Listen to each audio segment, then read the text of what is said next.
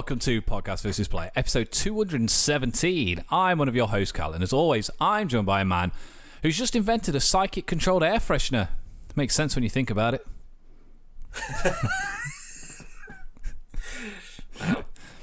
Tony Bloody. Ding, dan. Hello. Hello. I was going to go into like some kind of Morse code. Intro this time. Yeah. Can you read Morse code? No. It's just Who could honestly answer that? Yes. I mean, these days it seems like the kind of thing like you just bought a lockpick set. It just seems like the kind of random like thing you would never really need to use. I mean, to be fair, a lockpick, being good at lockpick, is probably something you could use. Well, yeah, that was the reason I got it. Yeah. Was just on the off chance that I actually needed it in an emergency or whatever. Morse code though, I'd rather have a flare or a phone maybe. What if it's like a Pam, Jim and Dwight situation where it's like blinking and the clicking, and you could tell what people were talking about? I mean, the clicking maybe, blinking just, it feels like you'd screw it up because you'd blink naturally as well. That's a good point, yeah. Fuck up the message. Yeah. I don't think about things the opposite of the right. The opposite of the writers. Yeah. I'm glad you saw where I was going with it though, that's fine. I don't need to Morse code communicate anything with you. No, clearly we're on the same frequency. I was reading the blinks. I know what you're saying. How the diddly devil are you? Yeah, good. Do you know who actually... This is an interesting factoid for you. Here you go. Do you know who actually speaks in Morse code in the Star Wars movies? No. Jar Jar Blinks. Blinks, because of the... There you go. Thank you. You reeled me in with the factoid, and it turned out to just be a jokeoid. Yep. There must be a droid or something that speaks in Morse code. Oh, for sure. Yeah. It's just like all beeps and boops and that. Yeah. Like, imagine that if you just like translated all of R2-D2's bleeps and bloops for the whole film. He's just sort of like when he meets Luke, he's just like, your dad. By the way, yeah, your dad's Darth Vader. I used to chill with him years ago. I could fly. Like, he's just telling him his life story. But like, that's the thing. Like, people, you know, they speak to droids and stuff. I don't think they actually can. I think they just sort of like, you know, like in Frozen, like where the guy's talking to his reindeer, yeah, and the reindeer doesn't actually talk back, but he's sort of like, yeah, and he's like, hey, don't you take that tone with me, sort of thing. He's having that one-sided conversation. That's how it all works in Star Wars. The droids. I mean, not just that, with like Chewbacca and whatnot. Yeah, for sure. It's just like, oh, Chewie, take us into hyperdrive. Yeah, well, I don't want to hear you moaning. And he's just like, I just said okay. Yeah, that's what I'm saying, yes. I was like, oh no, we can't go to hyperdrive now. We'll hit a planet. That's a good point, actually. I'm sure there's a book or a comic or something that explains how Han understands what Wookiees sound like. But I guess it's like the same way that how people understand what droid. Like, some people just do, some people don't. Like, I don't think it's like you have to be born with the knowledge, but like some people learn because they work with mechanical shit. I suppose, yeah. You know? But I mean, like, you'll have like, Finn understands what BB-8's saying and stuff, and how would he? No, I don't think he does. I'm sure there's bits in like where he talks to him. No, I mean, he could just be talking. It's the same sort of thing. He will talk at him, and he'll be sort of like, yeah, like he'll make like a noise that, you know, will do a thing. It doesn't mean he understands him. I think Rey understands him though. Yeah, but she's like the most powerful Jedi in the world, and she can do anything. Well, it's easy when you're the only one, isn't it? Yeah. I mean, we assume that they understand them because we don't Rey understand them. Does, because like when she rescues BB-8 off that weird horse thing in The Force Awakens, and like literally the first thing he beeps at her, and she's like, "Oh, you're welcome." Yeah, but so like she understands what they're saying. Yeah, I mean, it must be a Force thing potentially. I suppose because you've got Force. No, because like Hera can talk to Chopper and stuff on. Yeah, but that's yeah, but again, there's like like the pit woman in Mando. Yeah, she talks to all the droids. She understands what they're all saying. And the Jawas. Yeah. I mean, yeah. Like, some people are just she shifted. Her ex lover was a Jawa. I think she's a rapist. I think she's a Jawa rapist, and no one else understands them. So yeah, she got away with it. I think she's a criminal. She's the worst villainous, than the Empire. scummiest. Worst of the Empire. Yeah, for sure. Yeah. Bloody Jawa rapists all knocking about on Tatooine. Anyway, speaking of illicit activity, Dan, Gotham Knights. I'm going somewhere with this. I actually am. Will only be available on PC, PS5, and Xbox Series X and S. It won't be coming to PS4 and Xbox One or Switch, obviously. But did you watch the gameplay footage? I did, mate. And Red Hood's got some mystical powers.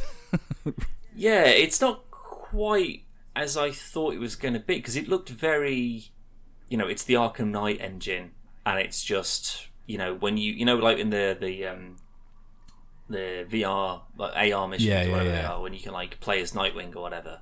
It just felt like, okay, well, they're just taking like all the mechanics and the assets from that, and then they just make them all playable characters.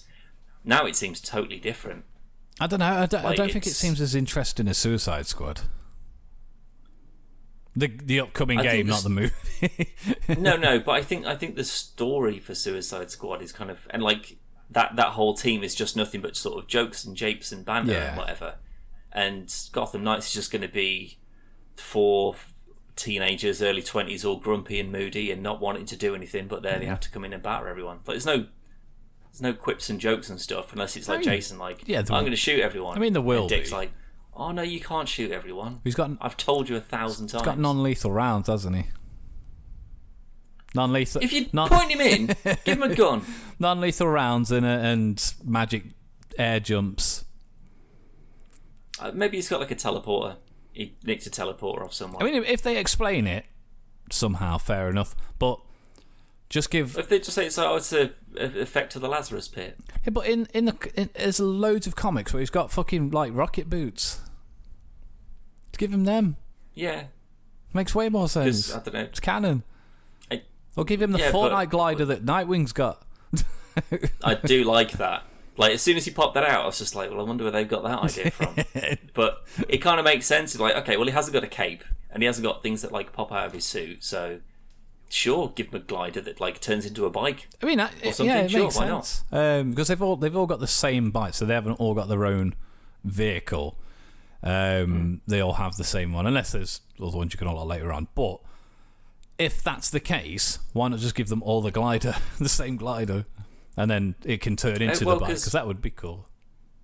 Batgirl's got a cape, and Robin's got a cape, and Red Hood's, he's got like grapples and stuff, hasn't he? And I don't think Nightwing's got like the Daredevil kind of like batons that like shoot shit out of him as well, like the grapple guns. I imagine he has.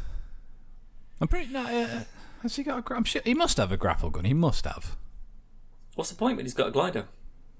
Because now that means that they've all got slightly different traversal methods. Yeah, so it feels different playing each of them.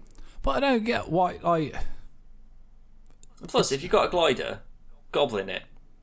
Yeah. While you're hanging onto it like an idiot, you're going to slip off. Stand on it and fly around like the goblin. That would be a lot cooler, I will say. But how do you do that without doing the goblin pose? What, like that? Yeah, I mean, like, I was got to do the sounds as well, but like, because you effectively just got to balance, haven't you?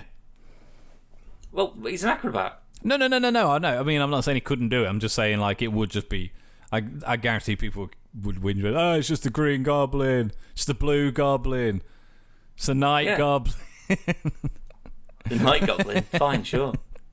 But I mean, I am less excited about it now, seeing the gameplay, than I was before. I'm still very excited for it, but I'm less excited. It looks just a better Arkham, so to speak. And I don't know. I kind of expected more. I don't know. I don't know why. I don't know, because it's just seemed a bit samey. You know what I mean? Well, but that's all these could ever be. It's in the same way that the Arkham series is going to be samey. Like, all the combat is going to be the same, but slightly better each time. The Batmobile you only get in one game anyway. Good. it's all of the stuff that happens inside of it. It's the story and, who the villains are and all the detective-y stuff. That's what makes each one of them slightly different. Yeah. Like, the environments are huge and different and whatever.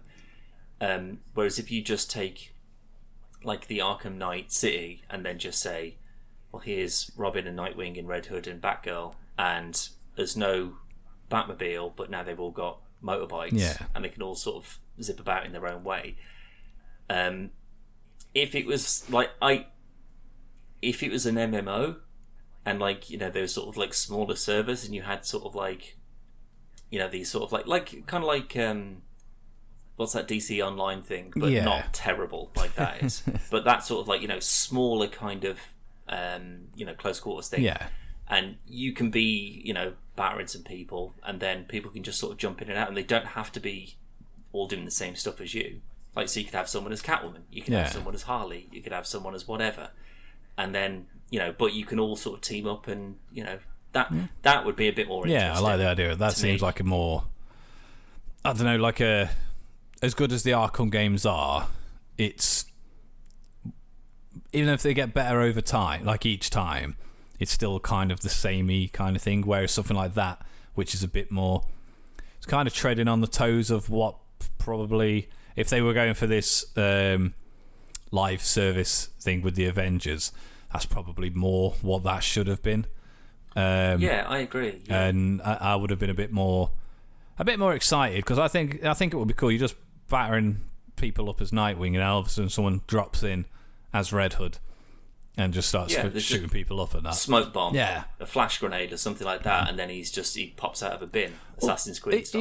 Even if you come in a, like your typical, because I'm pretty sure all battle royales start like Fortnite, Apex, Warzone, everything else, where obviously you come out of your plane and you glide in kind of thing, or parachute, whatever.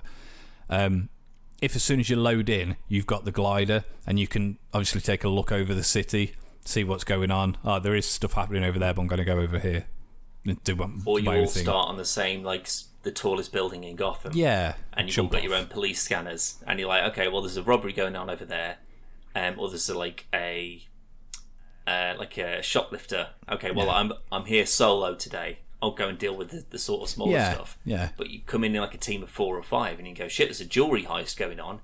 Well, we can all do that, and then you can like Rainbow Six Siege it. And you'd like, okay, me and you will go on the floor and we'll brawl, and then everyone else you can be like, using flash bombs, using smoke bombs, using batarangs and stuff like that, and acting as support, and then jamming comms or coming in a vehicle and use that to, like, do you know what I mean? And like kind of like think out a strategy. Yeah, actually a bit of strategy to something that. But I mean, that's to a degree though. That's kind of what you can do with this though. So like me and you can obviously still strategize. It's just that you need a bit more limited 4 people in order to do that properly, and we don't have any other friends. It only has 2-player co-op for the campaign.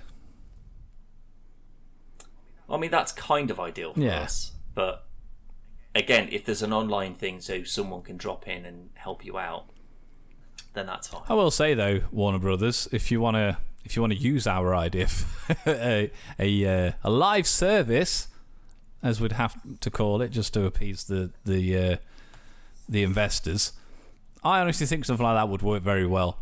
And don't do it to the scale of, like, say, a fully fledged MMO. Keep it scaled down a bit, but give us options. And I do think that's good. But what I still find not funny is the wrong word, but this is made by, I forgot who is actually making this. Warner Brothers Montreal are making this, and didn't they make the was it the Lord of the Rings? I believe they did. I believe so. But the guys making the Suicide Squad making the Arkham series. Yeah. But I mean, all I want really is I want my Arkham Knight game, like with my progression or whatever, and I want you to be able to choose Nightwing or Robin or Batgirl or the Joker or whatever, and come in and be in that. Yeah, be a part of it. Like, to just sort of, that would be amazing.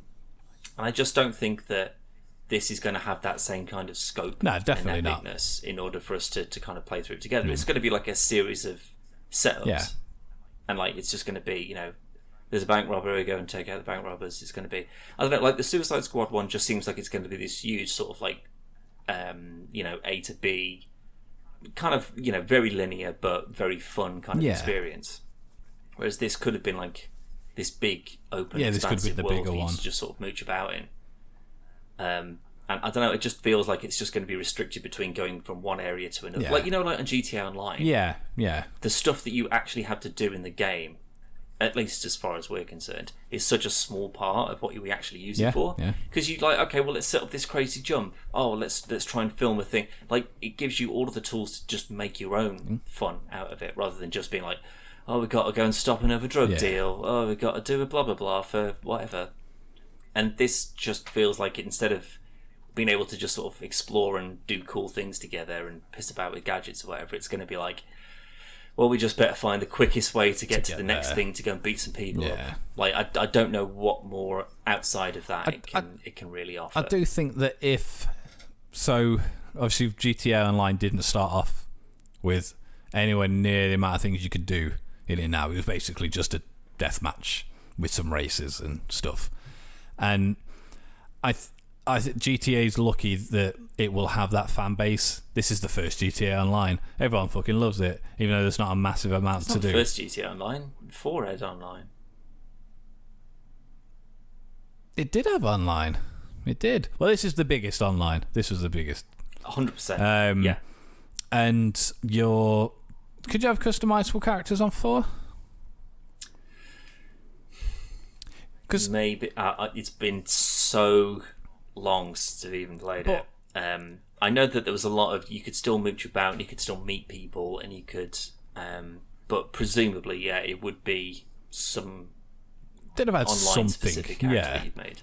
But if Batman is dead, which he very obviously isn't, and I'm sure there'll be some kind of big reveal towards the back end of the game, I would like to see more characters, not necessarily playable, but if we get some Catwoman, are we going to get some big bads?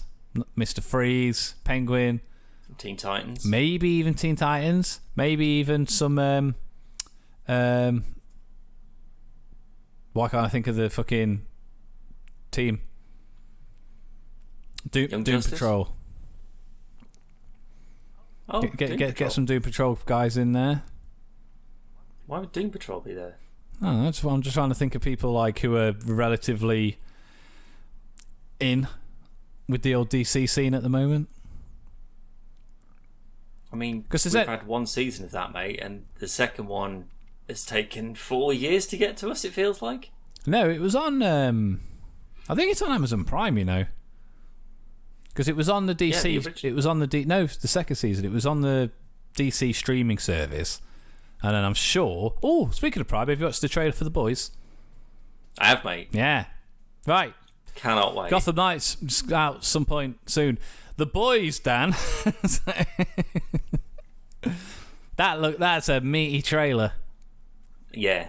I mean, meaty because it is full of meat. Lots of it. Things exploding and people getting cut in half and... Looks so good. A lot of people going to get killed. Yeah. But and especially now we know who Head Explodey Lady is. Yes. Obviously, big spoilers for The Boys season 2. Came out like 2 years ago. But it's fine. I'm very surprised they've done, because in the comics, this is like near the beginning, where they've got a version of Compound V that gives them powers for a limited time. And yeah, I don't think you can start a TV show like that. Like, you need to show how unstoppable they are and how creative and how clever they have to be in order to beat them, rather than just you take a thing and then you're powerful for a bit or whatever. I'm surprised they've done it all. I'm very surprised, because I think one of the biggest... Maybe this is at the end. Could be. They could be gearing up for it now. I don't know. I thought it was quite a lot of the charm of The Boys was them thinking of ways to beat Supes. Obviously, just as normal humans, whereas in the comics, it's just page to page, Butcher just fucking battering people because he's jacked up on this temporary version of Compound V. Yeah. Well, but that's the thing. If you go in hard with that, how can you have another season? You go, well, just do that thing you did in the last one. Yeah. Like, no one should ever be a threat to you. Yeah. I much prefer what they did. Yeah. Like, you need to have Homelander as just this. Like, they're not ready. Like, he's the ultimate level boss. Yeah. And you're a level 15 paladin. And you're sort of like, I know who he is, and I want to get to him, but I can't deal with him yet. Like, do I have to trick his son into killing him? Do I have to, drop a meteorite on him, or trick him to fly into the sun? Yeah. Or get him to drink poisoned milk or something? I don't know. Poison. No, it looks real good. I think it is gearing towards, maybe if it's not this season, it'll be the next season, will be the last one. But there's certain characters that are. I won't spoil anything because I know you've avoided reading it to its fullest because of the show. But there's a lot of characters that are quite prevalent towards the main wrap up of the story that are popping up a lot at the moment. So it could be. I hope not. I hope it goes on for like 12 seasons, but it's definitely not going to. No, because then if they do the super pill thing, then again, it's a MacGuffin that just like why aren't you just doing that forever? Why aren't you always using that for everything? Yeah, it's the same as Iron Fist, the show. Why would he not be using his Iron Fist constantly? Because it's too good. It's too powerful. And he's wank. So you just use it sparingly. So you go, well, it'd be like, imagine in Spider-Man, any of the Spider-Man films, and you go, he can't use his webs. Like, he only had one cartridge of web fluid and he's already used it. So now he's just jumping and crawling on walls. You'd be like, well, why would you take something away from him that would be, it's useful for him getting around and fighting people as well? Well, they did it in it's just one of the Lego Marvel. Have you watched any of the Lego Marvel shorts? They were on Netflix and they're on Disney Plus as well. I say Logan loves them, but there's one where Spider-Man he captures Dr. Octopus and S.H.I.E.L.D. arrive and take him away and stuff, and then Spider-Man goes to get in the car with Fury and he's just like, what are you doing? And then like pushes him out of the car and drives off, but he hasn't got any web fluid left, so he has to get a taxi. Well, I could just see that being the movie, like Mary Jane's in trouble but he can't get there quick enough, so he's got to get the subway or something like that. Yeah, exactly. Yeah, it would be funny for a joke, scene, not a movie. Yeah, I don't think it'd hold out for an entire film. But that's why you can't just sort of go, let's just make the guy who wants to kill the superheroes as powerful as they are. Yeah, ain't gonna work. I've got a feeling there'll be a limit to it. Like in this, I think they said it's only 24 hours. I think it lasts in this. You could do a lot of damage in that time. Do you remember that film, the Netflix film Project Power? I think it was with Jamie Foxx, Joseph Gordon-Levitt thing. I think that was the same thing. Like, if you could use this like super pill, like some people it would kill straight away, and some people it would give superpowers to. But it only lasts for. I think it was longer than. I don't even think it's like a day. I think it's like an hour or something like that. But again, it's like you use it at a time where you can do the most damage in that hour. Yeah, because you'd have some who were like Joseph Gordon-Levitt. He was like bulletproof or something like that, wasn't he?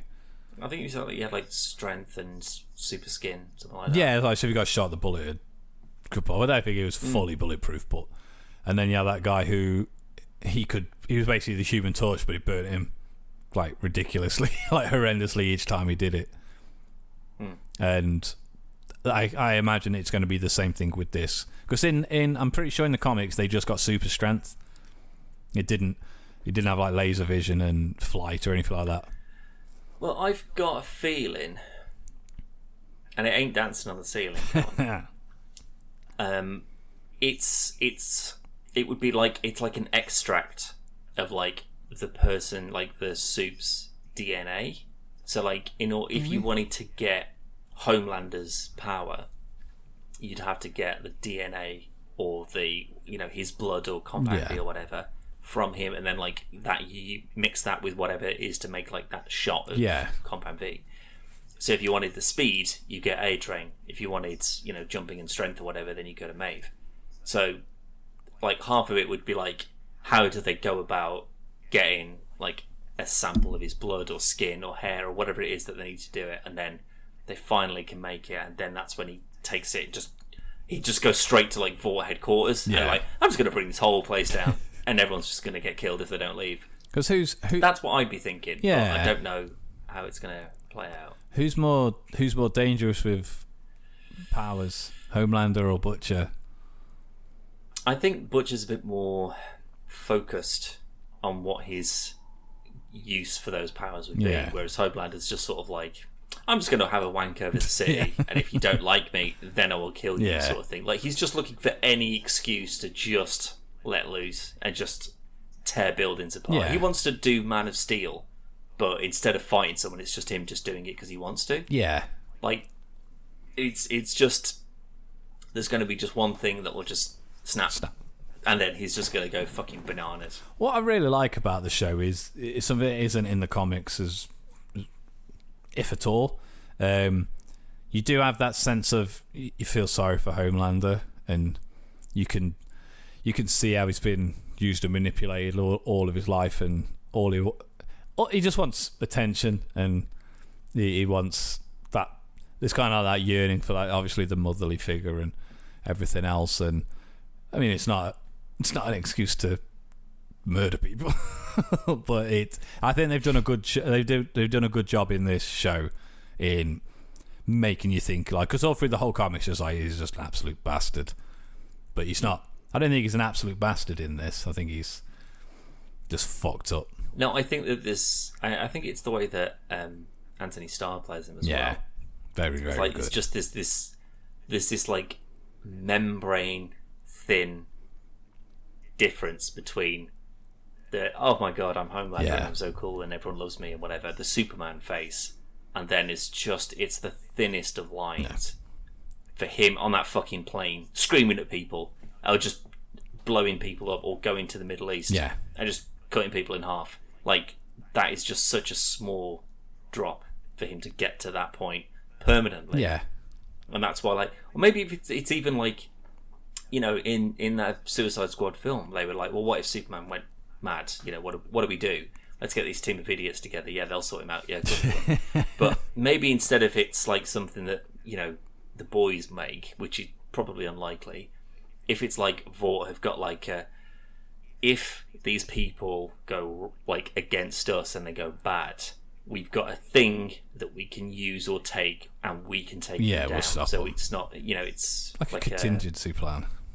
Yeah, exactly. Yeah, and then they just, you know, they come across it or they find out about it and then go and steal it. I don't know. Like, they could play it a few different ways, but like, the thing that got me with the second season was like, whenever they seemed to be getting somewhere, someone's head would explode and just derail everything.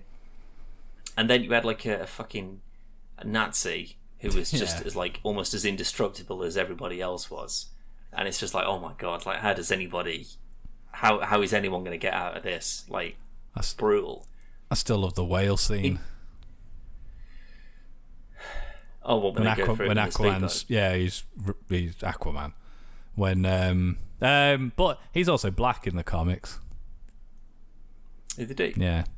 And A-Train wasn't. They swapped them. Oh, so they just switcheroo. Yeah.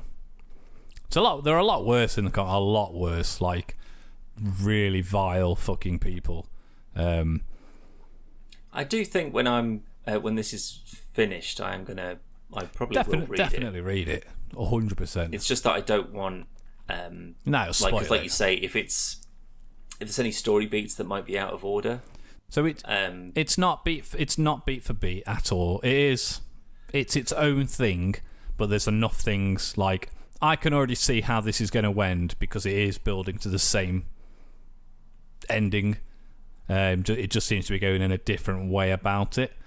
I don't want to say a lot because there is stuff that, even without specifically saying it, I reckon you could guess it from what I would say, because it's not original or anything like that. It's not like, oh, what a big twist.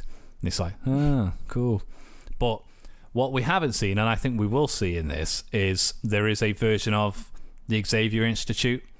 So it's like imagine a gift like a school for gifted youngsters, which we have in the Marvel universe. But most of them have got really shit powers, and there's an invisible guy who's just a rapist and stuff like that. And they are doing a spin-off show of that, so I imagine we're going to meet those people in. Well, I mean, we've already seen that. Like, there's like an asylum or like a prison or something. Like that dude with the massive dick. No, that's just like that's like the Arkham Asylum version. This is like an actual school, like college campus kind of thing. And I don't think they'll do it exact because Huey goes and stays there for a bit in the comics. It's not a story spoiler. We know we're getting this show. They've already said, but obviously he's quite a lot older in this show. So it wouldn't really make a lot of sense for him to do it. So maybe they'll introduce a newer, younger person, and that's how we'll meet them. But they seem to be expanding the universe, and you've got Despicable. Have you watched that yet? The animated stuff. The cartoon thing. Yeah, I did. I did actually finish it all. Yeah, I thought it was all right. It wasn't Love, Death and Robots, but it was. What is, Callum? And season 3 is what is. Correct. We're just jumping to stuff like this today. Trailer came out last week, I want to say.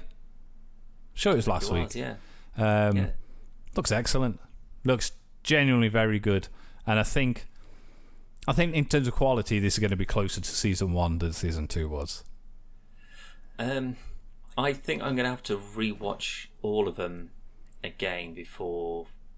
because I think that there's definitely been a larger gap between 1 and 2 than 2 and 3. Yeah. It feels like it's like and plus I don't think there was as many in season 2 as there was in season 1. No, there was definitely less. But season 3... It makes me think that this is like a mid-season break kind of thing, and then they're going to add like another 6 or 8 or something. Potentially, because I think there's only 9 this time round, I think.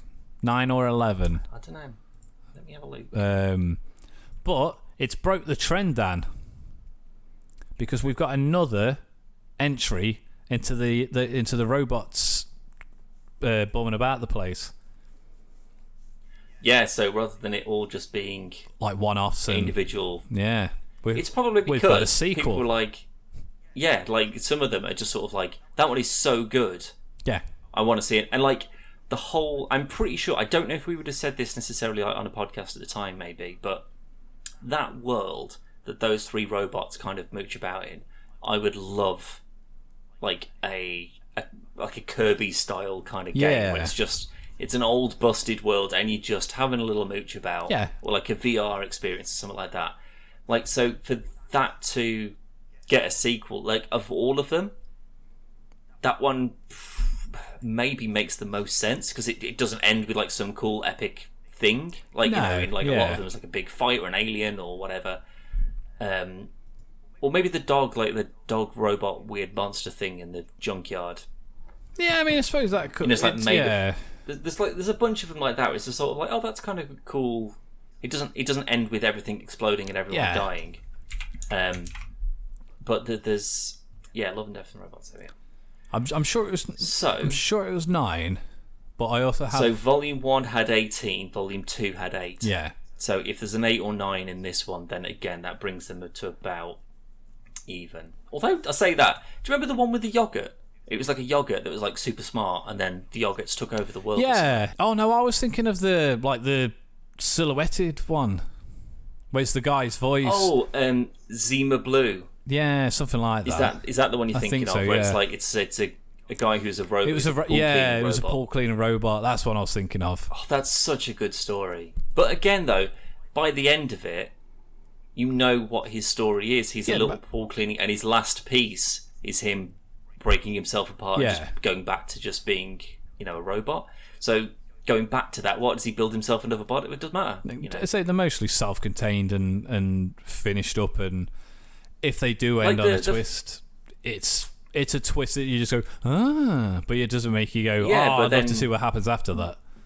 What do you explore afterwards? Yeah, exactly. But like with the robots, it's sort of like, okay, well, they allude to, the humans are just idiots and they all kill themselves or whatever, but Was that a nuclear war? Was it a big plague? Yeah. Was it actually the robots? Like, have you seen that other Netflix film with fucking hell, what's his name? It's like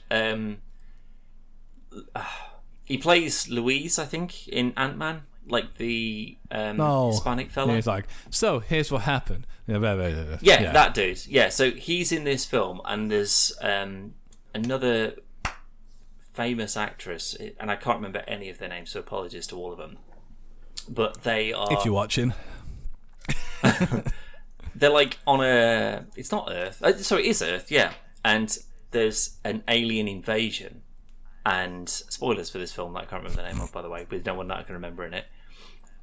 But they're like, oh my god, what is going on? And like these aliens like kicking through doors, they're just shooting people randomly, and you know, it's pretty brutal. And then as the story progresses, it turns out that actually they're not aliens, they're humans. And like these are like these environmental suits because they've been living on like a moon of Venus or like a moon of Jupiter or something like that, because like that fella and his whole family, they're robots. Like they're androids. So like they were like a service robot, and they, you know, kind of like Matrix style, like or whatever, Detroit. you know, they kind of became self-aware and then rebelled, and then, you know, basically kicked all the humans off Earth, and then took over, you know, the planet, or this area of the planet anyway. And then they all volunteered to have all of their memories wiped, so that they wouldn't remember what they did, who they were, sort of thing, apart from like a few people who sort of steered the society and made sure that, you know, they knew what the threats were and whatever. Yeah. And then it turned out that they were robots. They didn't realise that they were robots and stuff like that. That's actually a So, do you know real what I good mean? twist. Like, honestly, it's a really it. good film. I've actually gone back and watched it fairly recently. I cannot remember for the life of me what it's called. Did you watch? But it's genuinely Is that on Netflix? It is. It sounds it's similar. A Netflix original. Not the twist. The twist isn't similar, but it sounds familiar to the new Chloe Grace Moretz movie. But I think that was on Hulu. I want to say Mother Android. Mother/Android, I think it's called. But that was more of Detroit Become Human, where you've got these living androids that they do the cleaning, they make your dinner, pick up the kids from school, whatever. And then they just flip and they just start fucking murdering people. And then it like flashes forward a little bit. Her and her partner are expecting a baby, but they're living out in the woods and they're on the run, blah blah blah. But it's like they'll be walking, and then this drone will go, and everything will just fucking stop, and there's like fuck, and then it'll just go, and then it'll start chasing them, and then these fucking they're on a motorbike going through. You can just see robots at the side of them going. It's pretty cool. It's a really good film. Right. It came out like either earlier this year or very late last year. Well, Hulu's, I think in the UK, pops up on Amazon, doesn't it? Nah, Disney Plus. Most of the stuff. Oh, yeah, of course it is. Does. Yeah. It's very, very good. No, I haven't seen that. I'm gonna have a look at that, though. I think you'd really like it. It's a good film. It's not massively original, but it's filmed well. And I say I really enjoyed it. It was a very good film. Yeah. Well, this is what I mean, though. Is just like that as a like that world building side of things. Like, you know, how did all those robots kind of come to be? Like, if you didn't know about that kind of like stuff that happened in the past, and you only just saw like the robots running or whatever, that would be worth a sequel. Like A Quiet Place. Yes. Like when you go, what's the point of A Quiet Place 2? Krasinski's dead. Spoiler. And then you know what the aliens are, and you know how you can beat them, and they're not indestructible or whatever. Yeah. So you do a prequel. How do they all get to that point? You know, so like I think that because I'm probably going to do so again, I will rewatch all of Love, Death and Robots. But there's like maybe I think it's the very first one of season 1 with like the monsters. Yeah, the fighting like arena. like the people who like take over monsters and fight them and stuff like that. But it would just again, instead of building on that necessarily, it'd just be more of that. Yeah. like there's like the weird train thing in season 2. I thought that was a pretty good one. That was a good one. Out in the fields when he goes for a smoke. Yeah, there's like weird demons or something. I can't remember exactly what happens in it, but it's just sort of like, oh, on this train, don't get off. Like when we're at this point, because shit will happen or whatever. Like the what was the one that was like it was like they were like police officers or detective or something like that, or like agents in the second season who go to that mother and a daughter, and they're gonna kill the daughter for some reason. So society, it's like kids are the worst fucking thing to ever happen, and you can have this all the people living above the city, and then you got that agent who he'll go and, oh, these people have got kids, so we're gonna have to kill them. But obviously he gets a conscience or whatever. Yeah. But if I remember rightly, it was more about kids make you lose all your beauty, and you've got no money, and it seemed very fucking TikTok society. And I don't remember. Like if it was like they spread a disease or something like that, or they're just a drain. I say if I remember rightly, like they're not controlled. Or something. If you opted to not have kids, you could have that drug that kept you like youthful and beautiful and what have you. I honestly can't remember. I can't remember that bit. I could have made that bit up. I honestly can't remember. But obviously the people who were living underneath that cloud city were the people who were like, well, no, because kids are this is how we keep everything going in future. Yeah. But I did like that one. That's a concept, like that world, or like kind of like an equilibrium kind of thing. Just sort of following someone who's kind of like by the book. Like again, would that not just be retreading the same thing? Well, I suppose like someone growing a conscience and rebelling against this it. One would be more of a what happens now. He broke the code, and now is he going to save kids? Revolution. Yeah, I think that one could warrant a sequel. Maybe. Yeah. There's some absolute fucking bangers. One of my favourites, we won't get, is that Into the Aquila Rift.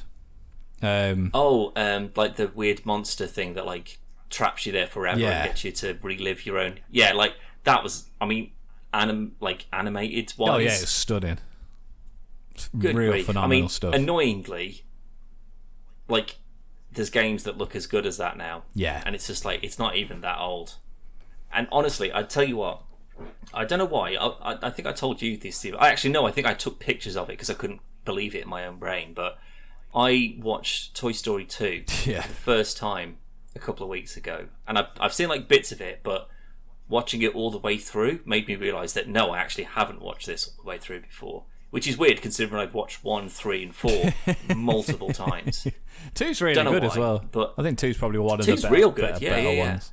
But I tell you what, watching 2, and I was just sort of like, oh, the animation's just not great. Then Googled it, and it was like, oh, it's because it's 20 years old. That's why. But I was watching that, and then as I finished that, I literally just went from like credits, Toy Story 4, and the opening couple of seconds of Toy Story 4 is Andy's house, and it's pissing it down in the rain. There was not enough computing power in the world in the early 2000s, late 90s, that could have ever created a frame of that. Like, I'm not an idiot. I know that it's 20 years apart, and I know that how much technology and computer generated tech has progressed in that period of time. But when you watch one thing and then another directly afterwards, like, you've been used to it through those 20 years. You'll see things that get better and better and look cooler and whatever.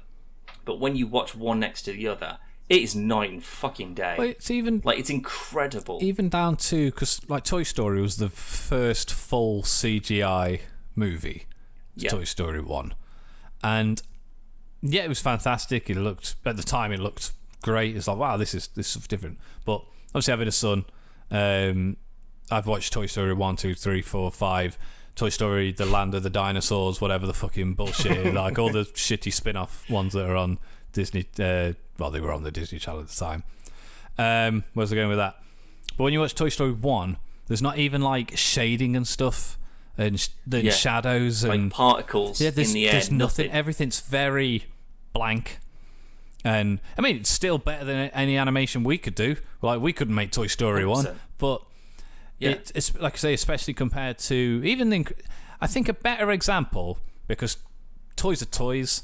Like, you can tell that that's Woody in Toy Story 1 and that's Woody in Toy Story 4. It's Woody.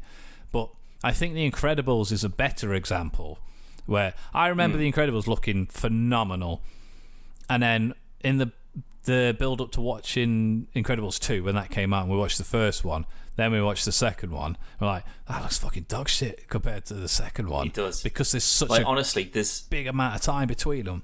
Possibly longer. It really is. Maybe longer, isn't it? No, I don't think so, because The Incredibles still came out in like 2002, 3, something like that. So potentially, yeah, but it was like 19. I don't know, actually. I'm sure it was like 2019. I'm thinking of between 2 and 4, but then there was 3 in the middle of that. So yeah, maybe it might actually be a longer gap. Yeah, Incredibles 2004. Well, 2 would have been like 2019, 18. Yeah. Okay, yeah. So it's still a fair old while. A big chunk of time. But I actually watched The Incredibles the other day, because I've watched like Turning Red like 3 times. It's so well animated. It's a good film as well. But that's the thing. It's good. It's funny, and I cannot believe how good it looks. Like, honestly, there's certain bits of it where I'm just sort of like, that can't be animated. And that's the thing. 20 years ago, you'd have looked at Toy Story and go, "That's just a doll. It's not a thing that you've made." Somebody's controlling that. Yeah. But I was watching The Incredibles the other day, and there's a bit which, again, it for the most part, it still seems quite solid. But obviously, the skin is quite matte, and like there's a lot of like sort of like clipping through on like shoulders and elbows and stuff like that. You know, joints and things don't really work. But there's a bit when Helen is feeding Jack, and he's just sort of like scooping food into his mouth, and the liquid animation on the food coming out is absolute dog shit, like comparatively to what. And you just sort of like, how did that get released? Like, if you made a film with that animation in it, it would be picked apart forever. Because you've gone from that, and then if you look at like how incredible The Incredibles 2 looks, like it blows my mind, honestly. It does every time. Even that, you go from Incredibles 2 to the overhead shot in Turning Red when the dad's preparing the food, and it's another world. It's I still think it's only the hands that give it away. Otherwise, that everything looks 100% real. It's phenomenal. Even if you don't like the film, even if you watch the film on mute, animation wise, it's beautiful. It's the same as Encanto. Like the I don't like that film.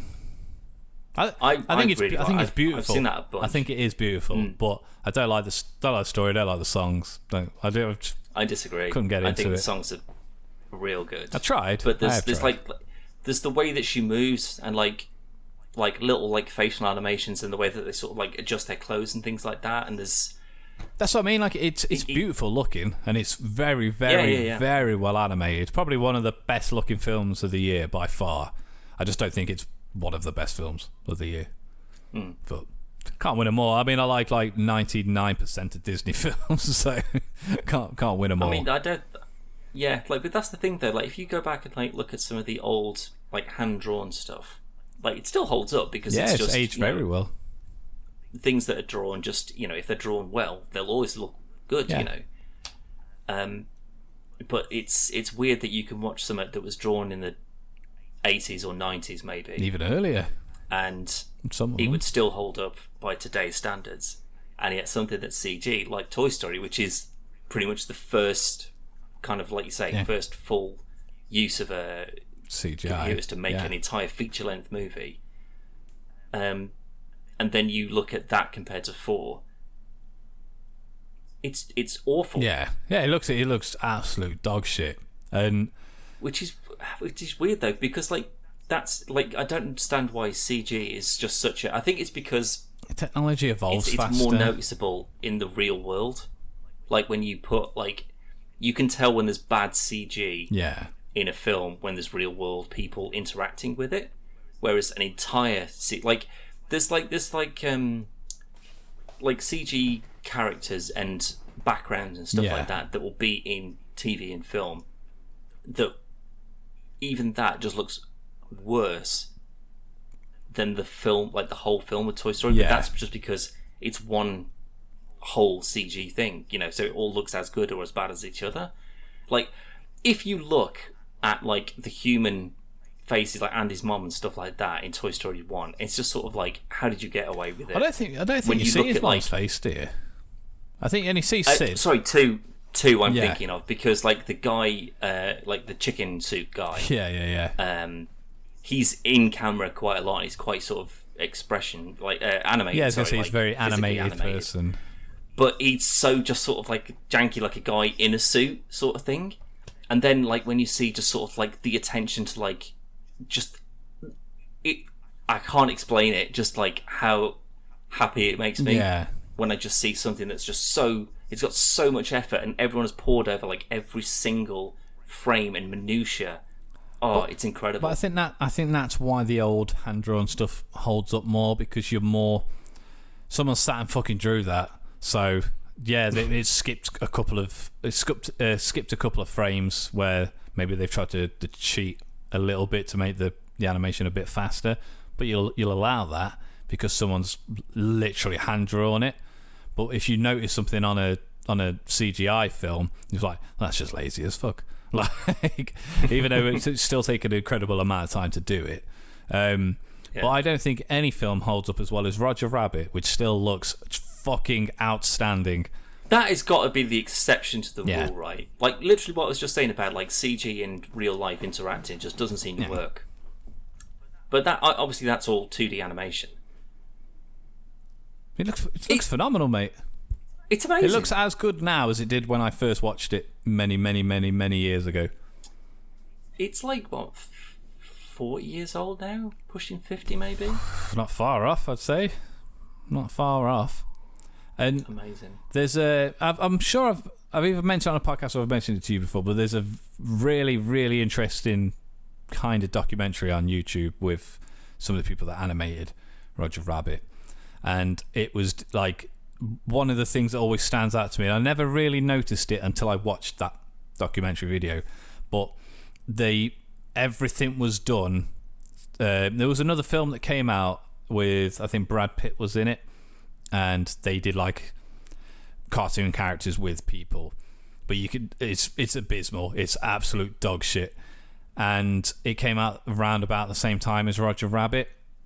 But whereas like Eddie's holding Roger up by his ears and they're having a conversation, stuff like that, and he'll move him around and the head follows it because they've mapped out everything that they're doing, even down to, when he's got him in the sink when they're handcuffed and the weasels are walking about, they go underneath the floorboards and then put a mop underneath with a hat and a gun, sellotape to it, bobbing it about so he knows where to look when he's walking around him. And it's just like really... Well, it's easier, I suppose, if you're like when you're acting into an empty space or the equivalent of an empty space, and you can animate things to meet your eye do line, that, rather than the other way around. Yeah, because like a CG one, it's like, okay, well, we've got this character who's like this amount of, like, he's this tall, and he has to always be this tall, and this lighting's going to affect him in a certain way, so you have to look at exactly this tennis ball. Otherwise, it's going to look like you're just looking at his chin or something. Whereas an animated thing, you just go, well, he's not meeting his eye line. We'll just have him slink down. Yeah, just move him down a bit more. And he's like a slinky, cartoony weasel. Or just make him shorter for that scene. No one will notice and no one will care. So it's thinking about it, and that makes a difference. This other film didn't. So you've got your character here. And they're talking up here. There's no contact at all. I think Corridor Crew have featured it before. I don't know it. I don't know the film, but is there a blonde animated? Yeah, I think so. Yeah, blonde woman. Yeah. Right, that does sound familiar. Off the top of my head, I can't remember what it's called, but that was just an example of stuff done poorly. The same things, but done poorly. And one of the things that I loved, and like I said, I never noticed it until I saw the documentary thing, but if you hold a rabbit's ear next to light, it will go kind of like translucent, and you can see like the veins and stuff through. And they did that to Roger. So on that bit where they're trying to cut the handcuffs and they got the light going above them, it'll, as it comes around, it'll like shine through his ear, and you can see like the veins and stuff. Let's just make our jobs harder for ourselves, guys. That's literally what they said. Like, we didn't need to do this, but we're like, we want it to look. We can do it, so let's do it. So they came up with techniques of how to do it, and it's stuff like that is to why it still looks so good. Now, I watched it about 3 weeks ago. For like, honestly, I think Roger Rabbit is probably the film I've watched more than any film ever. That's surprising. Yeah, I love Roger Rabbit so much. It's also one of the highest thingies that sell on our store. So for my Roger Rabbit, the noir poster. Yeah. Yeah, I love Roger Rabbit. Thank you very much. Podcastdisplay.com/store. I was going to say that's about time for a plug, isn't it? But yeah. But Callum, you need to shut up for a bit. I do, because you've been talking for too bloody long, mate. And I tell you what, we've sucked off the teat of Disney, the multi-billion-dollar company, for more than long enough with Star Wars and they need the help. Fucking else that it owns. One thing that they don't own, mate, and that we have now both watched, and I cannot believe I'm going to say this, we've both watched Uncharted, the Uncharted movie, and we've both watched Sonic the Hedgehog 2. Now, go back 5 years, and if I asked you the question, you've got Uncharted with Mark Wahlberg and Tom Holland, and you've got Sonic the Hedgehog with an animated character and James Masters. And Jim Carrey, okay, sure. That one might, go, oh, okay, Jim Carrey. Which of those is going to be the stronger film, Sonic 2 or Uncharted? Sonic. Even without, I know where obviously this is going. I'm still against an Uncharted movie because we have one. It's Indiana fucking Jones. So even without seeing these films, I'll still go to whatever the other option is. Like I said, and our differences have varied quite a lot. Sonic has been pretty much cut and dry. It's a great fucking film. Uncharted, though, I think it's a dog shit Uncharted movie, but I think it's a fine action film. Just put it on, grab some popcorn, just eat it. You don't really need to pay a lot of attention to it. I've seen worse films. Yeah, I think it's a family fun, like adventure treasure hunt kind of deal. Yeah. But when you make an Uncharted movie and Nathan Drake does not shoot a single person, you fucked up. Yeah, but he's also like 35 years younger than Drake is in the game, so. But to be fair, I don't care about that. You've got to get an actor who's going to get people in. That's fine. And they've got him on contract because it's Sony, so sure. They've got access to him. Why not? But when what you're basing your game on doesn't bear any resemblance to it, other than the fact of the same names, similar outfits, and he's related to Francis Drake, apparently, because who knows at this point. I don't think I don't think Antonio Banderas' character, I don't think he's been featured in any game. No. I don't think the organisation that he's with, Mandera or whatever it was, I've never heard of that before in any of the games. So they've just made all of this up, where there is 4, arguably 5 or 6 solid 10 to 30 hour story arcs to pull from, and you couldn't do that, really. The fact that they opened it with Uncharted 3 and then moved into Uncharted 1, a little bit of 2. Now, I get it, because that was a flash forward. So potentially you could have done whatever happened in 1 and 2 to get to the but that's also quite an iconic scene but just do the first game, and then your second film you can do the second game. Then your third film. That would be. I would happily agree with that if that's what they decided to go with. It's a solid story through all of them. Yeah, but I think Mark Wahlberg not good. I mean, I think he was fine as Sully. No. No. Again, I think probably the only saving grace is, and I don't know who she is, Chloe. but whoever plays Chloe, like, she was well acted. She genuinely seemed to be invested and interested in stuff like that. She looks similar. Yeah, that I agree with. Whereas Tom Holland, I can't watch him and go, Drake. That's not Peter Parker. Like, it's just he's gone from Zipping and Tobey Maguire and guys, we're all cool Spider-Mans, aren't we? To I'm supposed to be like shooting people and like climbing walls and solving puzzles and shit. It's too similar. It's too dissimilar. They're too different. Like I just can't disassociate him, and that's not his fault. No, I mean that's for he was Billy Elliot before this, and that's what he was known for. And you've got your in stage productions. I mean, they did a film. They did a film. It was a Billy Elliot movie. Yeah, it wasn't in. Was he not? I've never seen it, so I couldn't possibly say.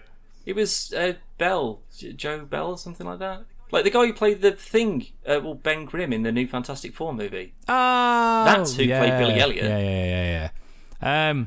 But I think he could be a good Nathan Drake. He's got that charm about him, but not yet. Like I still think get Nathan Fillion in it. Just get him to fucking do it, for fuck's sake. That's who Nathan Drake's based on. 20 years ago, sure, you get Nathan Fillion in and he would crush it. He did. Have you not seen the YouTube movie he did? I think so. I don't think it's particularly well put together, but I think him as Drake. Perfect. Well, that's like Neil Druckmann based. That's who he's based. He's based on Nathan Fillion. Well, the character from Firefly, but I think given he hasn't got to do any of the stunts or anything. Like Tom Holland wouldn't have done all of his stunts. Sully. Or why'd they just get? I can't believe they got fucking Nolan North in. They had to. I bet if he watched that back and he was just like, "Oh, I wish I hadn't been in that."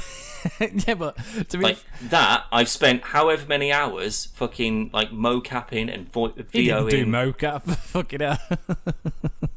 Do you know what I mean? Like, and that's the best they could do with it. Just pop him on the beach and just go, sure, that's a throwaway gag. Yeah. That 58 people might get and go, oh, I know who that is. Yeah, I mean, like the people that will know who he is won't want to watch the film. That's such a good point. But it's true. Like, it'll be people like me and you recognise it and go, oh, I wish I was watching you in something way better. Yeah, I wish this. You was Nathan Drake. Yeah. At least you'd sound like him. I did like that they had the Naughty. At least he sounds. I did like they had the Naughty Dog logo on his suitcase. I did like. I was like, hey, that's well done. That's a good little touch. Now let's recast. I don't want to talk about that film anymore. No, because like again, he doesn't shoot anyone. It's completely toothless and completely bloodless. I don't give a shit about the enemy. Like, at least the Trinity thing in Tomb Raider, it's a bit sort of like, oh, it's all right. There's a reason for a million bad guys, but it's a cool sort of whatever. Sure, whatever. Yeah. It's an explainable. Sure, that's fine. Whereas this is sort of like, oh, it's a millionaire billionaire family, been around for forever. He kills his dad because he wants the fortune and he wants to go off and find the treasure. You go, yeah, sure, no worries. And then his hired goon just kills him and just goes, right, I'm in charge now. Let's go and steal those ships. What's your plan after that? You're just going to take two enormous ships? And where? I'll be honest. Like, it's not like it's like like an ancient sword that's been stolen from, or like a pot from some temple or something like that you could sell on the black market and you can kind of keep it discreet, but keep it in your millionaire mansion or whatever. That's a little bit bigger and a little bit harder to hide away when you've got a thing. Not that it matters, because they don't seem to give a shit about it. Because they're firing cannons off the side and slamming it into mountains and stuff. They do. All I can think of is the effort that they've gone to, and these are supposed to be like these 600-700-year-old incredible, beautiful ships, and they thought, attach him to a helicopter and let's just fly him out of here. That definitely won't go wrong. There is the throwaway line about not firing because you'll damage the ships, and then that's quickly followed with Tom Holland's firing a cannon at them, and then there's fuck it, shoot them. But mental. I would imagine. I don't want to talk too much about Uncharted because it wasn't good, but it doesn't make sense for her to kill Antonio Banderas. I imagine he's paying her for her services. I imagine he's paying presumably an awful lot of money for her services. I imagine they will get a cut from the sale of these boats because he will have contacts to sell them to, and it just doesn't. It made more sense for Drake to kill them. Not saying he should have, but I'm saying at least there's something there to go, well, I've looked for this treasure my entire fucking life. My brother died looking for this treasure. This is my fucking treasure. I found it. I solved all the fucking clues. I've done this. I've done that. So you let me have it or kill you. That makes way more sense than someone just going, nah, I'm in charge now. Nah. Dead. Yeah, I'm just going to draw this red line across your neck and we'll just say that you're dead. Yeah, sure.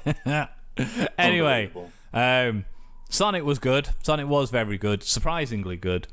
But I did watch Morbius as well, and I have you watched it yet? I can't remember. No, so we won't touch upon that. It's shit, but we'll. No, it's not as bad as the reviews say. Still not good, but it's not as bad. But Sonic was very good, though. I very, very, very much enjoyed Sonic. I think. Don't say it. You can disagree with me if you like. Don't say it. There is one main reason that Sonic 2 is as good as it is. Oh, Jim Carrey. He's incredible. Like, if this is, as he's, supposedly sort of like alluding to, that this is, he's either retiring or certainly taking a step back away from acting. Man alive, he was the most Jim Carrey in this film that I've ever seen him. Like, in the first one, he was sort of like, he's a little bit sort of like camp and wacky. Yeah. It's sort of like, is he just sort of like, has he lost that sort of like 90s goofy? I watched Bruce Almighty the other day.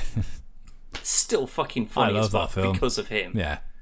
And then, he, honestly, every time he was on screen, and he'd do a little thing or a flinch or he'd say a thing, and I was just like, all I could think of is, God, this guy, like, he's like, what, 60 now? I think he's close At the end of every shooting day, he must have been like, oh my God, like, I'm so tired. I have been wacky Jim Carrey for like 40, I can't do it anymore.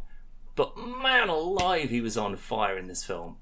He was real like good. Everything else is just sort of like the Tails and Knuckles and Sonic stuff. I thought they were great. Like, it wasn't just sort of like a kiddie film anymore. It was a little bit more. But they just went sort of like, let's just go giant egg flying thing that he can just sort of zip about in. Let's get his henchman back, and he's got like a weird crush on him. Yeah, I don't quite know what's going on there. It's a bit more of a I'll follow you to the ends of the earth kind of, rather than, I won't say love, but like just that kind of thing, like you're the most important, powerful person in the world to me. But I love the fact that he had a coffee shop that was it was like you just turn the lever and then it's just like a million guns and lasers and brilliant. But it was very funny. But I do think Jim Carrey, more so in this one than the first one, he did seem, this is like a genuine villain, and especially once he has got the Chaos Emerald, where he is essentially unstoppable for the most part. And he just makes that ridiculous, gigantic Eggman robot. Amazing. If there's one thing that'll make a movie better, it's like a kaiju fight scene with a Robotnik person. But like, even down to, like, they clearly just like strapped him up in a harness and just went just pretend you like shoot it in lightning or whatever. He's just having a blast with it. There was something that I pointed out to Zoe, and it's, I mean, not just me, some other people have noticed it, but it's something that wouldn't have been noticed as much. The name of the coffee shop, Dan. Do you know what that's a reference to? I can't remember what it's called, if I'm honest. Bean Machine.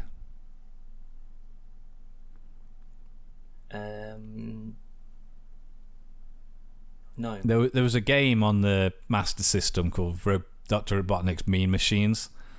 And it was more of a like you assemble robots and stuff, put them together and stuff. But it might not have been. It's a massive guess that that's what it was a reference to. But Bean Machine and Robotnik's, as it's a Bean Robotnik's coffee yeah, shop. Yeah, I'd say that's a pretty safe guess. But I was like, oh, and I never bought it.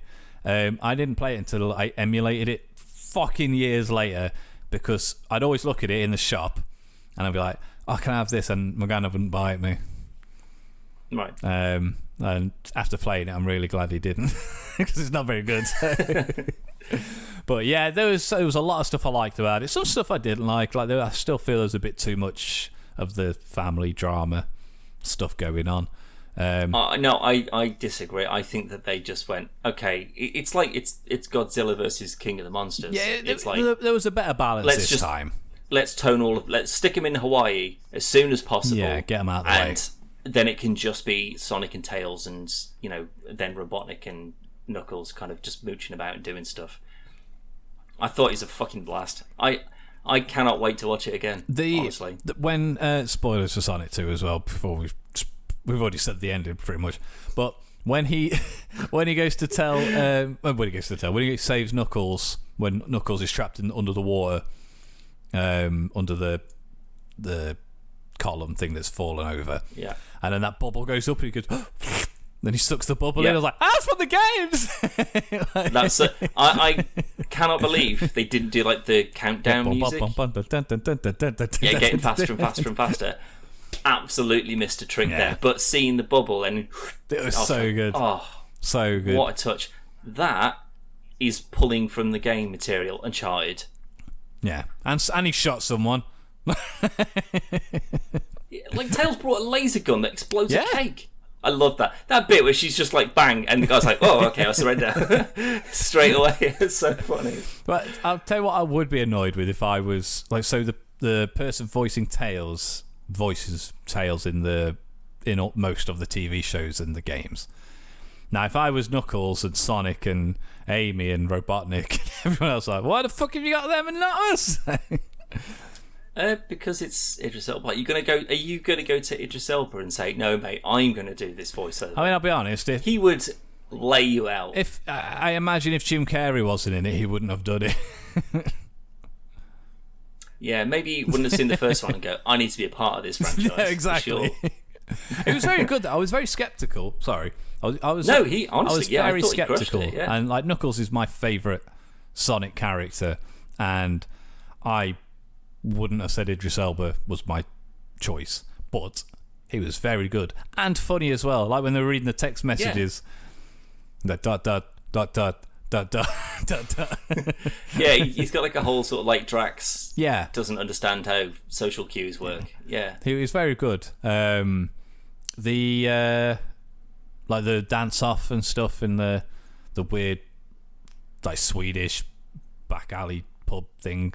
That was a bit weird. I don't know why they did that. I think it's just because they had to get a dance number in, because that's what the kid movies do these days. Yeah, I mean, like you got all that in, and then like I'm pretty sure he flossed or something at some point in the film. That may have been the first one.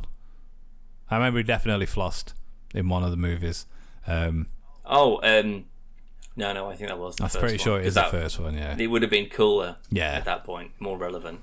Now it's Warzone, so that's why they put the Godzilla reference in. Speaking of, yes, there's a Godzilla King Kong crossover with Call of Duty Warzone. Why not? Because why not? Although, Callum, I'm currently downloading Warzone so I can play it. It worked. So I will let you know. I'm definitely not going to download it. Nah, it's fine. Somebody's playing something. It's just popped up on Steam. Friend of the show. But I think we'll leave it there, Dan, because we're encroaching the hour 40 mark. Well, I'll tell you what, Callum, it's been absolutely swelteringly hot today, hasn't it? It has. Far too hot. And I know where you're going with that, but I'm not sure if we were going to put it in or not. So no, I was going to say, because next week is probably going to be even more sweltering, isn't it? Oh, yes, because we'll have a new feature that's going to be coming back into it. Yes, well done, Callum. I'm glad you got there finally. Well, I didn't know where you going with it. So the idea was we put some stuff up onto Swell, which you can go over and you can follow us over there and have a chat with us, and not just us, other people in there. And we were meant to be using this thing to feed it in to the show, but Dan can't hear it, so it renders it a little bit pointless. So next week I'm going to be using some other stuff to make it work, some sound wizardry that we have used before, so we know it does work. So we will be sweltering together. Hopefully you can join us. You can, I don't know what it is, just at Podcast vs Player, yeah, I guess. Podcast vs Player over on Swell. It's a fantastic little app, and as well as social network for. Yeah, I mean, to be fair, it's really engaging. Yeah, I love it. People genuinely like talking to each other on it. The interview that we had with Toddzilla, not too long ago, all stemmed from Swell. Yep. But if you don't want to leave us an audio message, then you can always head over to the wall at podcastversusplayer.com and drop us a message on there. And I've been asking people to do this for weeks, Callum, and we know that people are listening, and we know you're listening. No, you are. So my theory is they don't listen this long. Maybe we need to do the beginning. That's what I'm thinking. So next week we have a sweltering. You should have said this before we started. Have a sweltering hot bath. I don't know what that means, but sure. Don't know what baths I'm having. Jeez. So what we're gonna have to open up with the swells and the walls. The wall swells. Yeah, we need to plug everything first. Get all the plugs in, and then we can talk about Sonic and Star Trek for days. So we literally start at the beginning, like the end at the beginning. So it's like, if you want to hear more, head over to podcastversusplayer.com. Right, yeah, Dan, that's some news. The cue to leave straight away. Yeah. But yeah, so we'll be doing some more stuff in there, and if you do want to get involved, and if you are also already on Swell, let us know on Twitter or Instagram or something, and we can find yours and we can reply to one of your things that you've put up on there as well. It's very good, and it's very much worth checking out. Anyway, Dan, shut up, don't question it. We had some more stuff go up today. No, when this goes up, yesterday, sorry. Sorry, I thought for a second there you'd actually managed to wrap something up quite succinctly, and then you were going to just end the podcast, and then you just went, no, I'm just going to carry on. We need to plug some stuff, so... do it at the start! I didn't know that until the end. Right, okay, go on. So a new video's gone up, Cops and Joggers. It is another instalment into our police city patrol simulator. Like I can't remember, because every time we do a video and you introduce it, you call it something different. This one is police camera action. Really? I don't remember. It's like police officers patrol something. No, I can't remember. But either way, it's a great little game. It's very, very and they fun. Keep adding new stuff to it, Callum, so we're going to be constantly coming back to that. You have got that. You have got 2 parts of Generation Zero, which I remembered the name of this time, not Project or Operation Zero, which is what I originally called it, and I had to go and change the tags. Outstanding. But they've gone up. We have done a few episodes of James Board, and we'll be doing more of those as well. And in the upcoming weeks, me and Dan will be recording a special Star Trek video. It's what I live for. You heard it here first, everyone. Anyway, that's enough out of you, mate. Let's get out of here. All the stuff's going across the bottom, as always. Podcastversusplayer.com's got everything else on there, all the videos, podcasts, and everything in between. Dan, thanks for joining me, and let's go do some Space Engineers or some whatever's. Yeah. Bye. Yeah.